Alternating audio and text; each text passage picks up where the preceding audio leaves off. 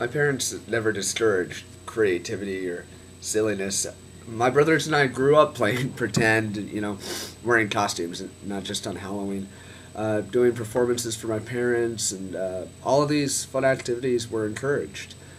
I guess my brothers and I never lost our childhood love for dressing up and creating something that people can see and enjoy.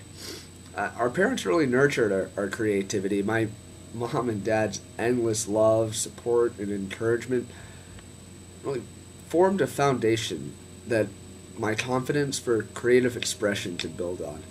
And my parents never hesitated to tell my brothers and I that they loved us. They'd always tuck us in at night, and all my life, my family has had a sit-down dinner almost every night. Well, dinner time was very important to us. It was a time where we could all sit down and talk together about our days and how we were doing.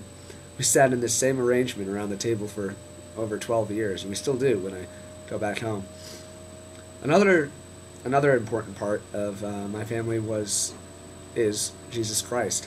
Both my parents are Episcopal ministers, and the church has always been a place I can call home, at least a second home. I grew up just down the street from St. Andrew's Episcopal Church and School. Our whole lives for 8 years basically revolved around a 3-block radius. And St. Andrew's is, where my parents worked, where we went to church, of course, and where my brothers and I went to school. And at St. Andrew's, over the years, I developed a very, very close knit group of friends, which I value greatly. And it was just a really positive, loving environment, just very welcoming as far as my friends went, for the most part. Starting in, I'd say, 3rd or 4th grade is when I sort of started to notice sort of hints of social pressure. A lot of my friends really started getting into Pokemon, and I didn't have a Game Boy. I didn't have Pokemon cards or anything. I wasn't really that into it, but they were all into it. It's what everyone was doing. I was like, oh man, I really want a Game Boy. So, I begged my parents. I eventually got one, and I got the Pokemon game, and started buying the cards, and I just got really into it. It was a lot of fun, and but that's really the first time I can remember sort of being influenced by, 1990s culture. I mean, well, I suppose I'd grown up watching Animaniacs and Power Rangers and all sorts of things like that. I remember a lot of the television that I watched, and even some of the commercials from when I was a kid. And those commercials, they were influencing. My parents actually bought us this movie called Buy Me That that sort of debunked a lot of commercials, and so I think that helped me not be too influenced by commercials and kind of be like, hey, wait a minute, those products aren't that great. I know because of Buy Me That. But it wasn't only Pokemon and Power Rangers that influenced me. I mean, the internet started being popular in the 90s, and so I would get on the Beanie Babies website and things like that. And I'm definitely a 1990s kid. Yeah. So some of the pressure from friends to fit in with things like Pokemon. Later sort of evolved it into other things, like in junior high. After I moved away from Amarillo in the middle of 5th grade, that was difficult for me.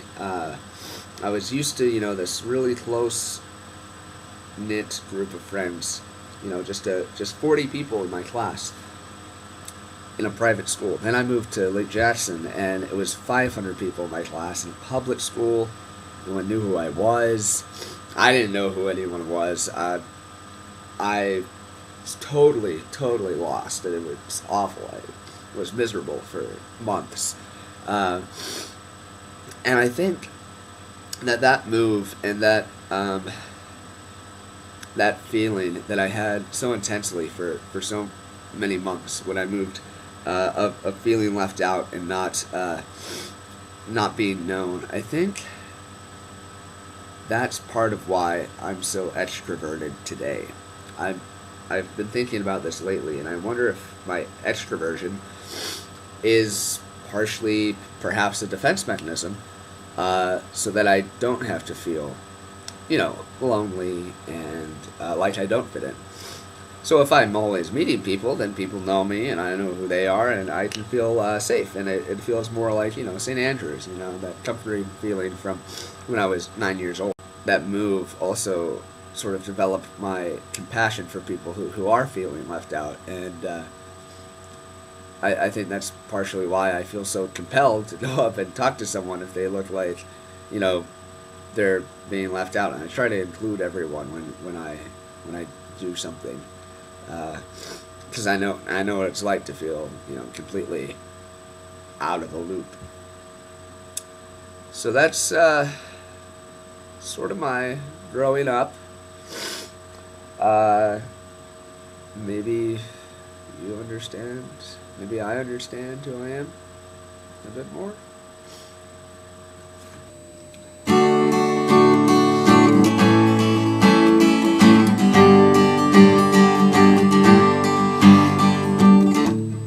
Legos on the floor, sitting on a green carpet. I'm playing my Nintendo 64 and feeling pretty nostalgic. The Legend of Zelda, Ocarina of Time, and 007 James Bond, Golden Eye, Diddy Kong Racing and Mario Kart, Super Smash Brothers and Perfect Dark. Here comes the sun is repeating in the background of my room. Games of Mousetrap played by the light of the crescent moon. Yes, I'm nostalgic, I'm a nostalgic boy. I've got a desire for my childhood toys. I'm nostalgic, I'm a nostalgic kid, but I'm not gonna keep my childhood hid. Cowboys and Indians, hogs and creepy crawlers. My babysitter, Linda Stinson, for each hour with us she got $11. Wasn't nearly enough for how crazy we were. Underwear on my head, hey mom, please take a picture. Were we young or just insane? Probably a mixture. Power Rangers, Captain Planet, Ninja Turtles, and Pokemon. VeggieTales, Animorphs. Now all of it is gone. When the best April Fool's joke was, hey, there's a tiger downstairs. When our only disagreements were over whose dad had the most hair. You were like, my dad's got hair on his chest and under his arms. It was like, my dad has hair on his head. Your dad's bald. And you were like, my dad has hair in his nose. I was like, that's gross. Oh, making tents in the den out of our sheets and pillows. Oh, How I loved when I lived in good old Amarillo, yeah. Lion King and Jurassic Park, Crash Dummies and Street Shark, Next Teacher Toys and Building Blocks. My hate the cow dog puppet made from a sock.